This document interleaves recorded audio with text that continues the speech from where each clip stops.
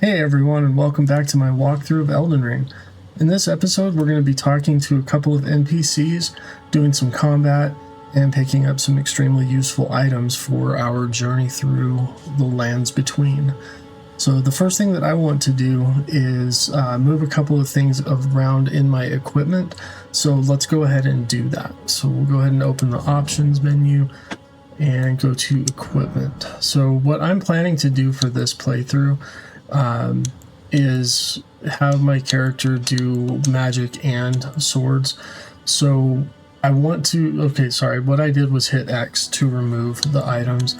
And then by pressing A, I can go back into the individual menus and select what I'm doing. So in my right hand, I want to have my sword. And then in my left hand, I want to have my astrologer staff, and then also the shield. So when I do RB or the right bumper or R1 if you're playing on a PlayStation controller, we'll use the sword. And then if you want to do magic, you can hit the left bumper. So instead of holding up your shield, you'll cast the spells. If you do get to a section where you want to use the shield, you just use the left button on the D-pad. So I'm going to go ahead and rest here just so I can have full FP. And all right, so the next thing we're going to do is go over here and talk to this person, and let's see what he has to say. All right, the map. Use your map to check your current position as well as the terrain and surrounding structures. You can update your map with new information by finding map fragments at steels along the road. You can also use the map to freely place beacons of light to serve as landmarks as you explore. And we press the whatever that menu button is to open the map. I can never remember what it's called, so that's what I'm going with. So map menu. With the map menu, you can check your current position and terrain and buildings in the surrounding areas. You can also freely place beacons of light to serve as landmarks as you explore. Lastly, through your map, you can select any site of grace that you've discovered and travel there instantaneously. However, there are some dungeons and other areas where this cannot be done. So that's going to be the game's version of fast travel. So using the right stick, I can move up and down and zoom in and out. So you can see this is the map that we have access to so far. And we've gone to the Cave of Knowledge, the Stranded Graveyard, and now we are at the first step. All right, so let's go over and talk to this guy now. Oh, yes. Tarnished, are we? Come to the lands between for the Elden Ring? Of course you have. No shame in it. Unfortunately for you, however, you are maidenless. Without guidance, without the strength of runes, and without an invitation to the Round Table Hold, you are fated, it seems, to die in obscurity. Let's go ahead and talk to him again. Luckily for you, however, there is one shining ray of hope for even the maidenless. Me, Varre. Take care to listen. Are you familiar with grace? The golden light that gives life to you, Tarnished. You may also behold its golden rays, pointing in a particular direction at times. That is the guidance of grace, the path that a Tarnished must travel. Indeed. Grace's guidance holds the answers. It will lead you, Tarnished, to the path you are meant to follow, even if it leads you to your grave. Grace's guidance will reveal the path forward, most certainly, to Castle Stormvale, over on the cliff, the home of the decrepit demigod Godric the Grafted. It's time you set off, I should think, to Castle Stormvale on the cliff, where grace would guide you, if you seek the Elden Ring, maidenless as you are. Right, and I believe that's the last thing that he has to say. It's time you set off, I should think. Yeah. To Castle Stormvale on the cliff, where grace would guide you, if you seek the Elden Ring, maidenless as you are. All right, so he mentioned the grace, sites of grace, and the guidance of the grace. So that path showing us to go over here to this church next. He also mentioned the name of this castle up here, which is Stormvale Castle, and also someone that lives there by the name of Godric the Grafted. So we'll learn more about them later. There is additional dialogue that you can get from Varre, but you do have to attack him. And I mean, you can attack him, I think, 2 or 3 times before he becomes aggressive towards you. And he's a pretty tough fight, so I would definitely not recommend it. He does have a fairly lengthy quest line, and there's a lot of really good things that you can get through that. So we'll just go ahead and leave him alone for now. So let's go ahead and look around in this area, and then we'll head over towards that church. We got some more roa fruit, and we've got an item here. Summoning pools. In each area, you may find effigies of martyrs. These effigies are summoning pools. You'll find it easy to summon other players at these locations, as co-op and hostile summoning signs created with small effigies gather at summoning pools. And we picked up the small golden effigy. We'll take a look at that. This is going to be another online, like a co-op multiplayer type thing. I believe that you can also do competitive co-op with it. So this is the description that we just read, and this sends a co-op sign to summoning pools. Item for online play, send a cooperative summon sign to several summoning pools. Activated pools only.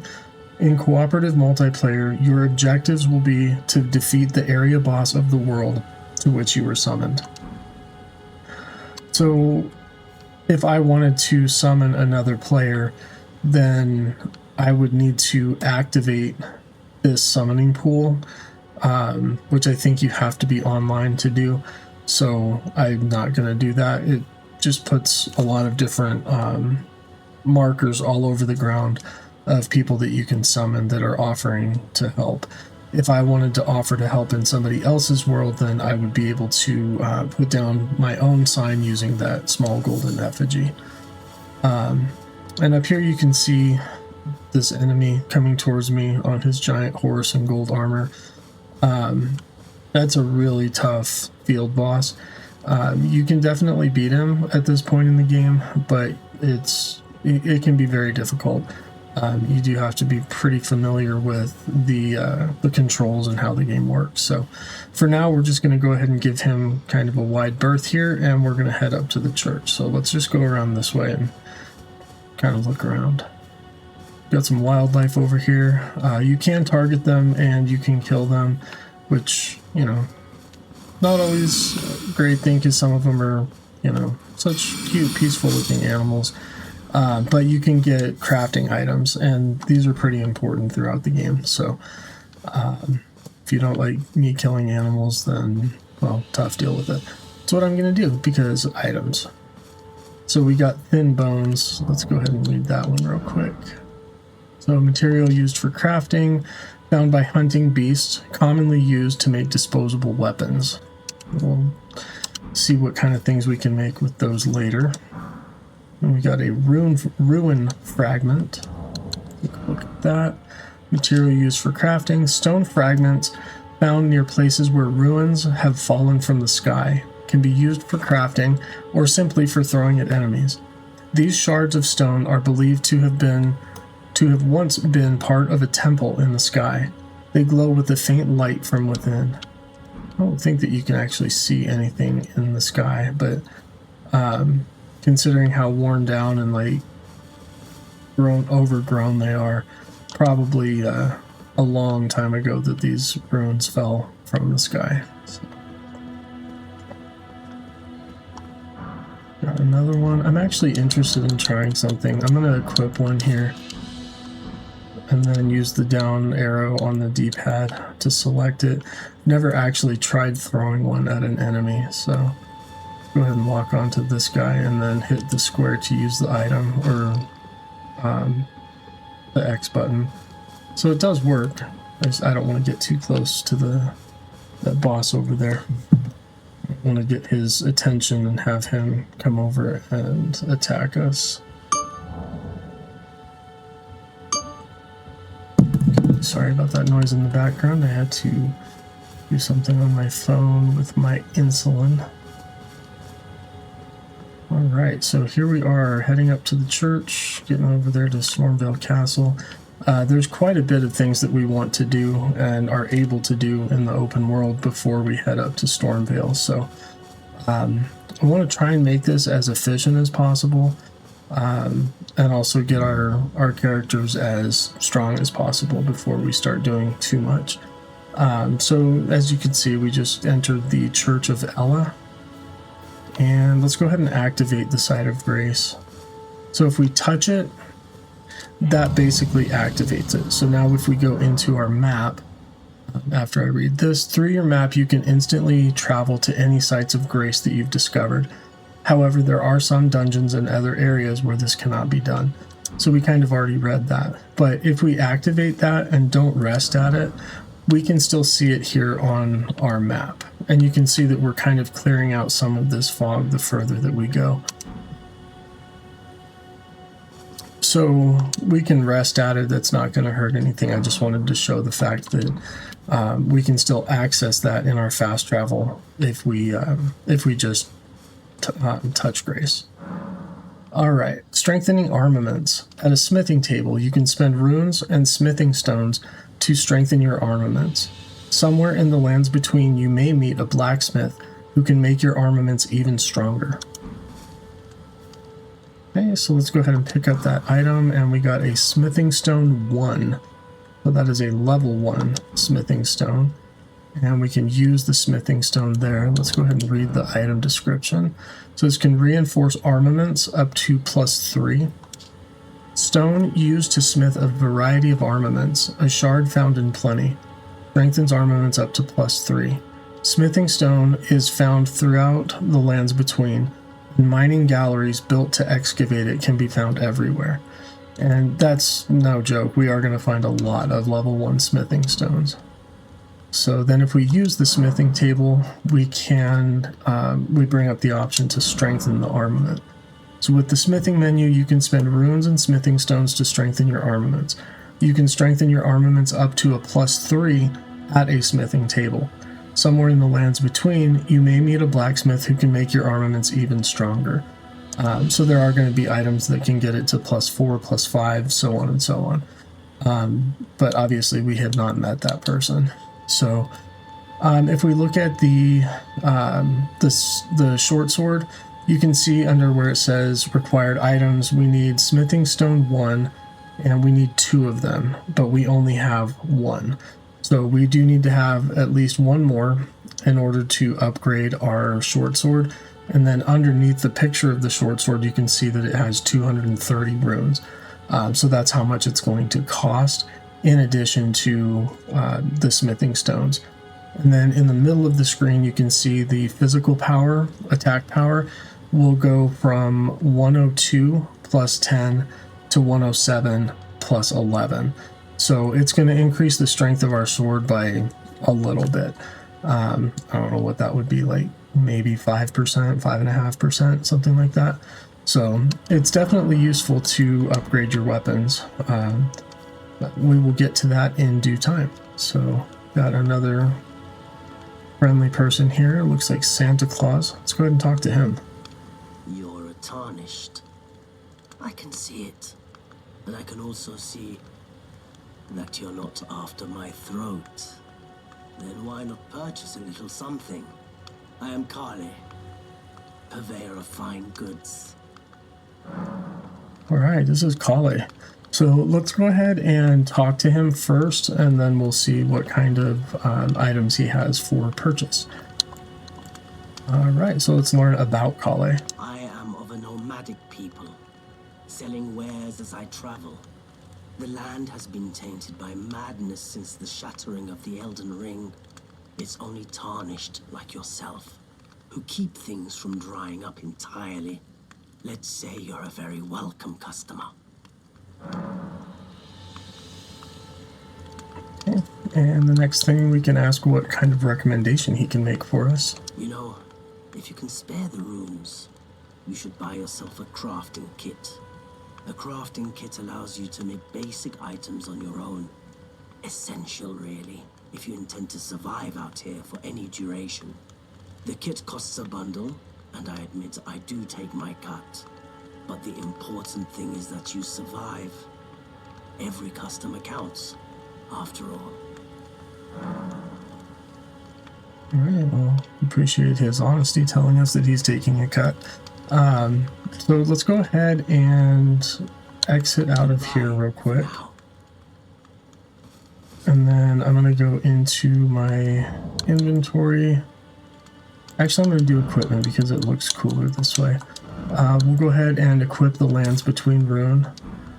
You can use them from the inventory menu by going to tools and then selecting it and using it. But if we do it outside here, you'll get the animation of like breaking it and seeing all those runes go into it. It's kind of a cool animation. At later points in the game, you're going to have so many of those, and it is a lot quicker to just do it through the menu screen. So as you can see, the bottom right of the screen, we have 3,611. So we should have plenty to buy everything that we need from him. What is it? Still going to purchase something? Yes, we are. Let's go ahead and purchase. With the shop menu, you can spend runes to purchase various items. You can also sell items for runes. Each merchant stocks a different variety of items for purchase. Okay, so he has throwing daggers, a telescope, a furl calling finger remedy, cracked pots, which if you remember, that was one of the items that we could have chosen as our keepsake at the beginning. The crafting kit, a nomadic warrior's cookbook, book 1 and book 2, and the missionary's cookbook, book 1, arrows, bolts, so these are for bow and arrow, these are for crossbows.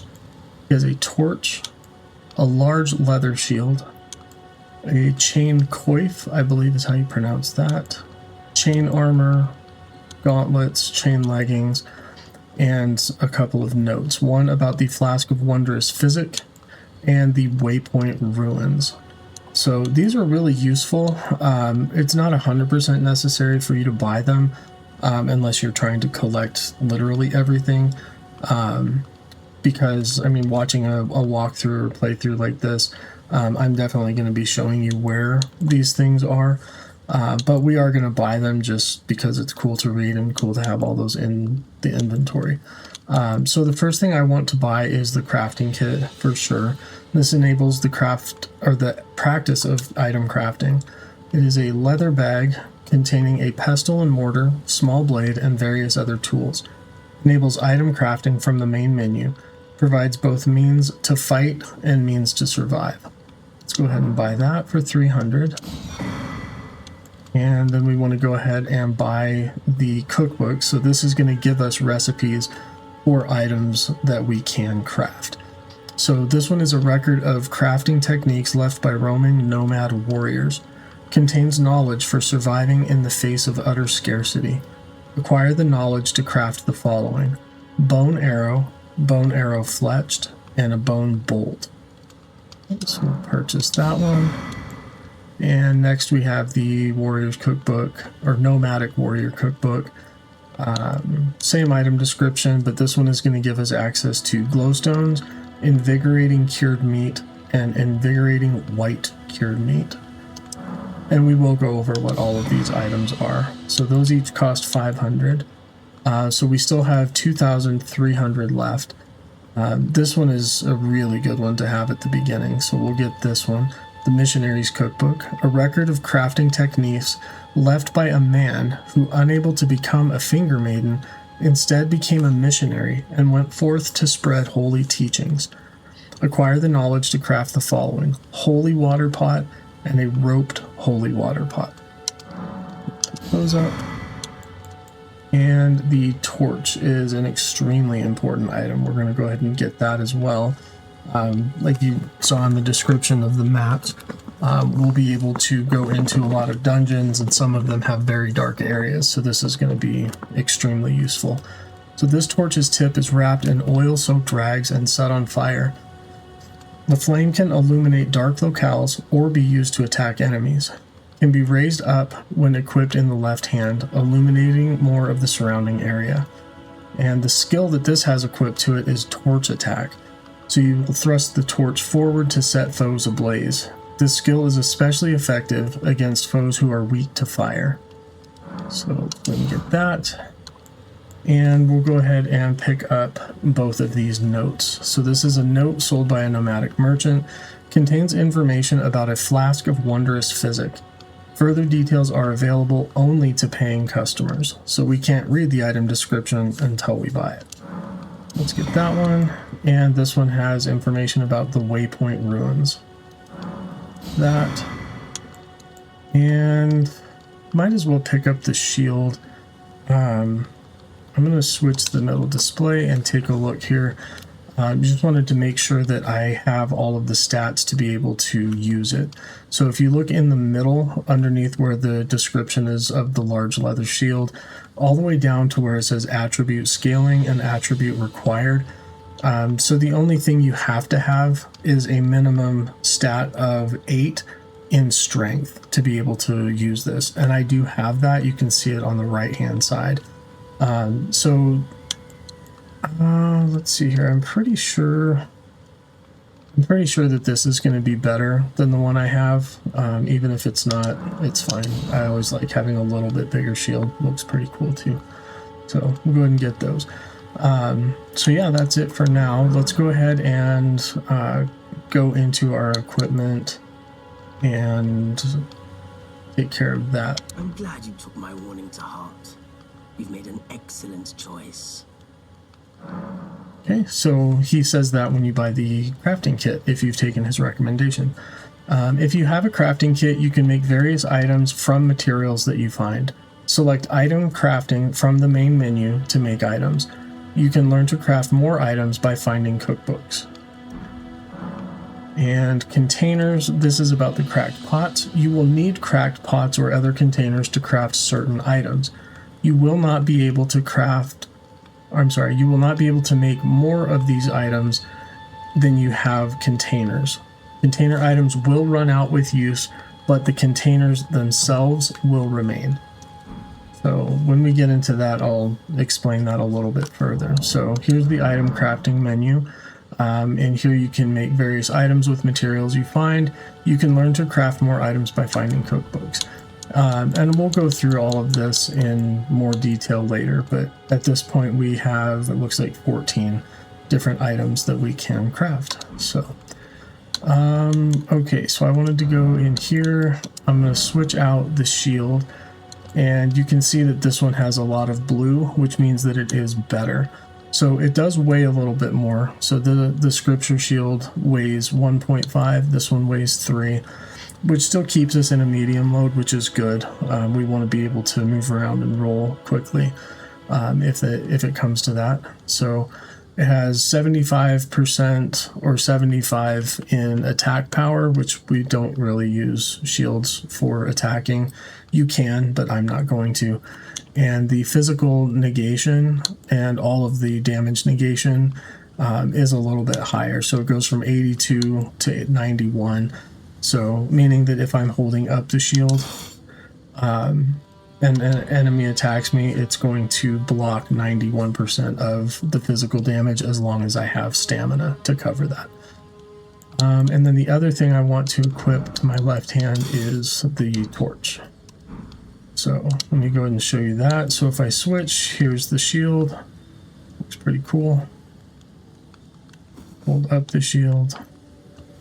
And then here's the torch, and you can see how much it illuminates. And if I hit the left bumper, you can see it illuminates the area even more. So this is going to be really helpful once we get into dungeons. So, all right, so the next thing that I want to do is rest at the site of grace, and we're going to change the time of day back to morning. Since we spent so much time here, it's starting to get dark, and there are some tougher enemies that come out at night, so we're not going to mess with any of that stuff quite yet. So, all right, so it is now daytime, and we are going to head this way. So the guidance of grace is still taking us away from the castle, but I mean, you can see it's up on a cliff, so we wouldn't be able to go straight to it. So let's head this way and fight some enemies and get to the next site of grace. And I think there is some items over here. So right now I'm just holding down the B button to sprint and getting stuck on the fence. And another thing to point out, that with this being a near 100% guide, I'm not going to be picking up every single crafting item that we see on the ground. We're going to come across tons of it over time, so we will end up picking up a lot. Oof.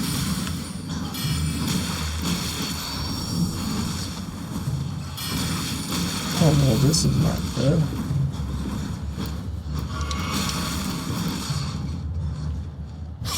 Okay, well, that was absolutely not intended. Okay, so I thought that I still had my shield up, so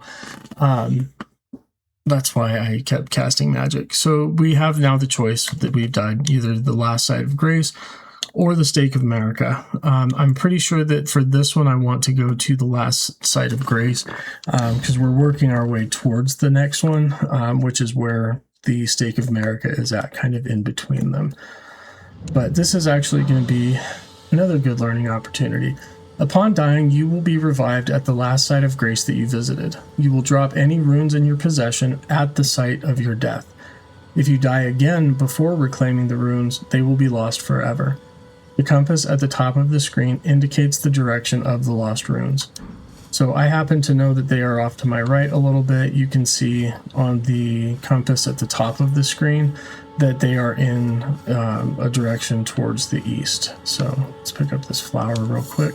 It's a new one. This is called the Erdleaf flower. And the Erdleaf flower is material used for crafting. A dusky yellow flower that has started to fade to brown, found throughout the lands between. Said to be fed by leaves that fell from the Erd tree in days of antiquity. I can't be sure, but I think that might have been the first time that we've heard the name of this tree, which is the Erd tree. But we'll be hearing about that a lot more. It's so cool you can see the moon up there. Alright, so now that I know I have my magic equipped, I will target these guys from a little bit further away and cast magic at them before they have a chance to come and get me.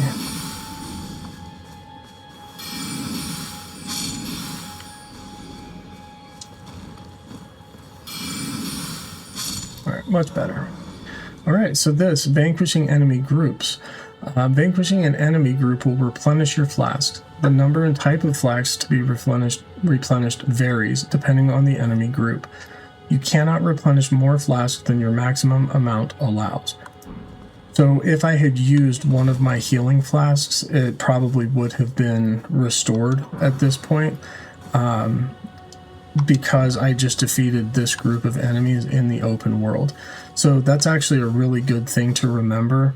If you're struggling or if you're low on flasks, if you can find a group of enemies that you can defeat pretty easily, it's a good way to get back some healing items. So we just picked up a golden rune 1 from that enemy, and then this is what it looks like when you die.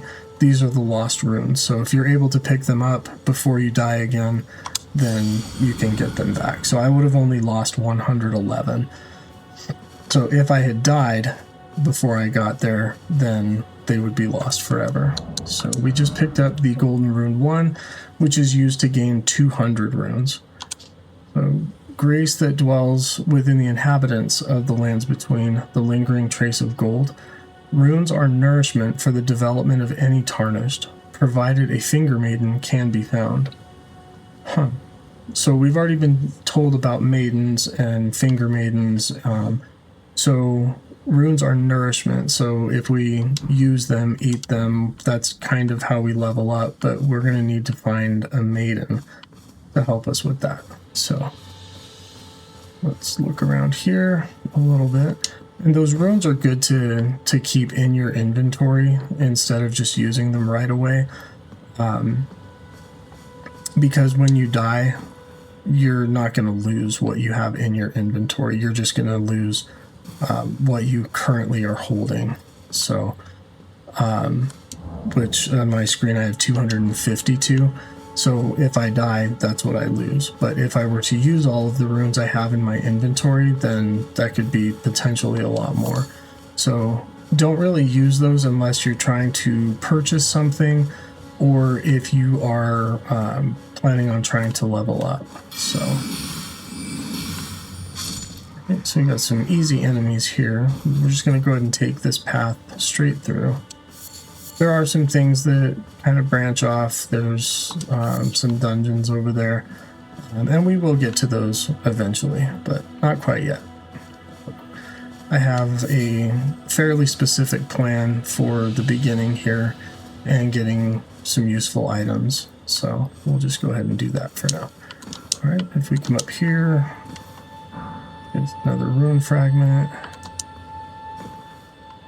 All right. I don't know if you can hear it. I couldn't. Oh, there it is. It's like that bell type sound. So this enemy, it's called this one I think is called a red scarab. So we're going to chase it down and defeat it, hopefully.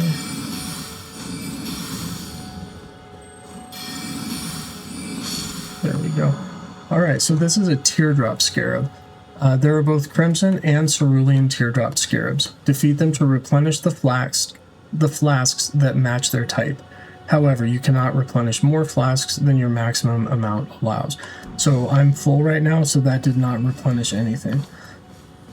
So if I have a total of 3, I cannot replenish it up to 4. So we will find crimson, we will find cerulean of those. There are some other kinds that we'll find as well that can be very useful. And gold tinged excrement. Do I even need to read that description? I think it pretty much says it all. Someone's excrement. It has a gold tinge, often hidden in woods and thickets. Gold tinged excrement is a highly stable substance. It doesn't dry out, nor does it lose its customary warmth or scent.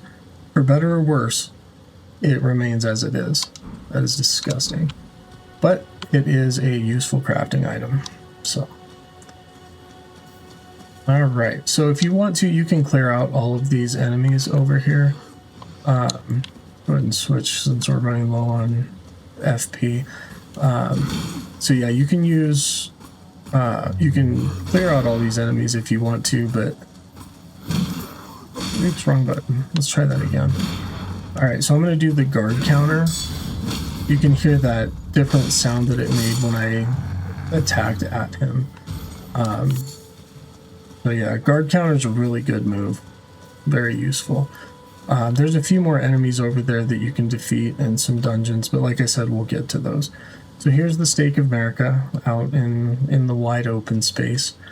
And then this over here is the Gatefront Ruins, I believe is what it's called. Another early flower. We are going to go around it though. We're going to clear out this camp at the beginning of the next episode. But as you can see right above my head, there's another site of grace. So let's go over and get that. And then we'll end the episode here. So again, For this one, my intention is just to touch the site of grace. I don't want to rest at it yet. You can if you want to. It is going to trigger a cutscene, a very important cutscene. So if you want to do that, by all means do. But if you're just watching it for, the experience of watching this as a playthrough, then we will see that next time. But I'm going to clear this camp first. I should have enough items and stuff, and then we'll come back and do that cutscene and get some more really good items. So thank you again for watching, and I will see you in the next episode.